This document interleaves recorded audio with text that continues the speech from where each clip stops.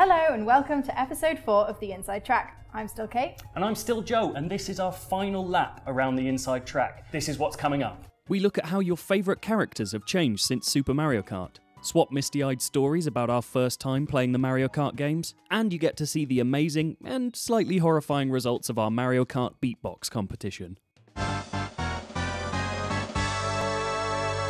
First of all, let's kick things off with Inside Track, the part of the show where I answer your questions with my expert in-depth knowledge, and Joe has a go too. Thank you.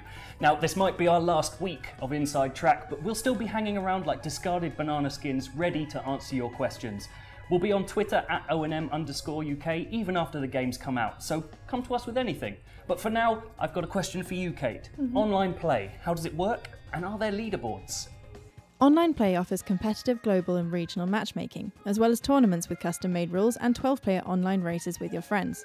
Ghost data in the time trials can also be shared, and if you're a Mario Kart genius, then you could end up in the top 10 worldwide races. There are leaderboards for time trials, online play, and even who's top amongst your friends. For instance, we've been lingering somewhere near 1,000th place, and we're not at all bitter about it. So hopefully that's cleared that up for you. But now, Joe, would you like to have a go at a question? Okay, what are the key changes since Mario Kart 7, and do the old tricks still work?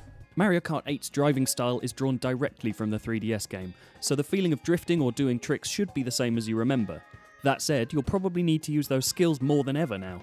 The new game's done away with long shortcuts in favour of tricky little off-road corners and more intricate racing lines, so you won't be cheating your way past the pack by finding a hidden route anymore. Well, hopefully you can consider your information tanks filled to overflowing. Thanks to everyone who sent us in questions, and don't forget you can still keep in touch on Twitter at @ONM_UK. Right, it's time for Then and Now. It is indeed. Over the past few weeks, we've looked at how items, skills, and classic tracks, as well as some science magic, have allowed Mario Kart to evolve. This week, however, we're going back to where it all began with Super Mario Kart on the SNES, specifically how Nintendo's cast of faves has changed over the years. Here's me in the future with this report. Like a good sitcom, Mario Kart's always been defined by its characters, and arguably Super Mario Kart remains one of the most distinctive casts in the series to this day. With only 8 characters, Mario, Luigi, Toad, Peach, Yoshi, Koopa Troopa, Bowser and Donkey Kong Jr., to Mario Kart 8's 30, it had to rely on their differences to make for interesting races. They split up into 4 distinct driving styles for a start, but each one, when used by an AI opponent, had a special weapon to use too. Well, apart from Luigi, who just copied his brother, and Toad, who seemingly nicked his poison mushrooms from Peach's palace pantry. It's an approach we haven't seen since Mario Kart Double Dash's driver powers, and one that gave each racer a personality that offered so much more than their flat sprite bodies could ever hope to manage. You always knew not to drive too close behind Yoshi because he might let loose an egg, and Bowser behind you was a surefire way to be hit by, well, fire. Mario Kart 8's roster, on the other hand, doesn't act in quite the same way. Every character can use every kart and item, making for a game that plays out more fairly, while the personality's been switched to their faces. Mario Kart TV's the best way to see Wario cackling or Metal Mario gurgling away. The approach might have changed, but Mario Kart's characters have remained the core of the game since the very first entry.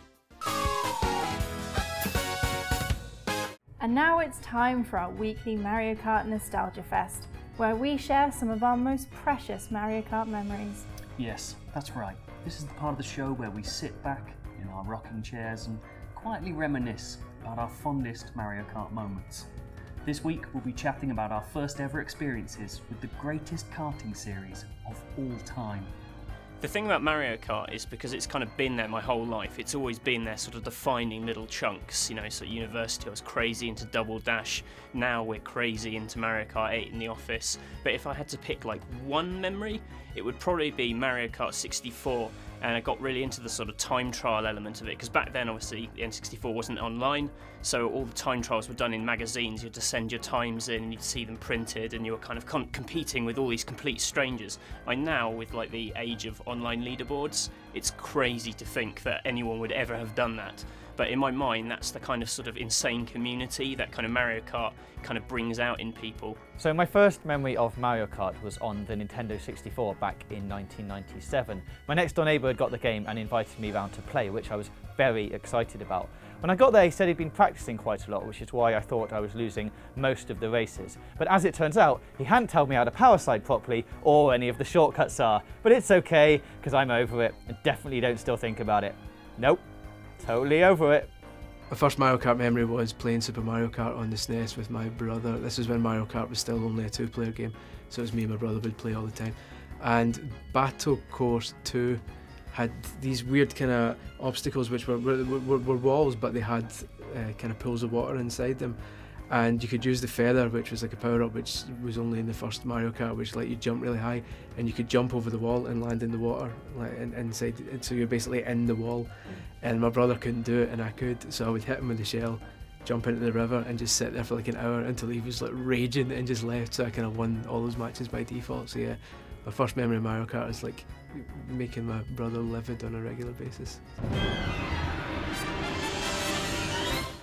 And now we're on to the final section of our final show, the part that wouldn't be possible without you, Mario Kart Beatbox. That's right. Over the past 3 weeks, we've been collecting together your Mario Kart noises to create a full lap of the game, completely voiced by you.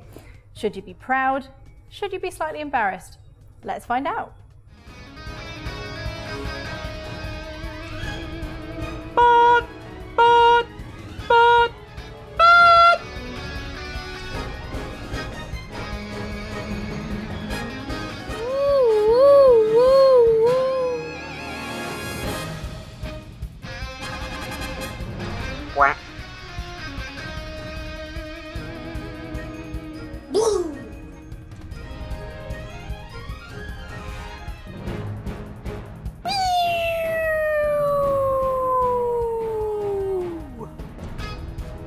And there you have it, one incredible lap of Mario Kart 8 made using only your voices and some graphics and stuff.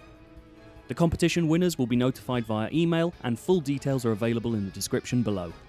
Thank you to everyone who sent in entries. Julie Andrews would be proud.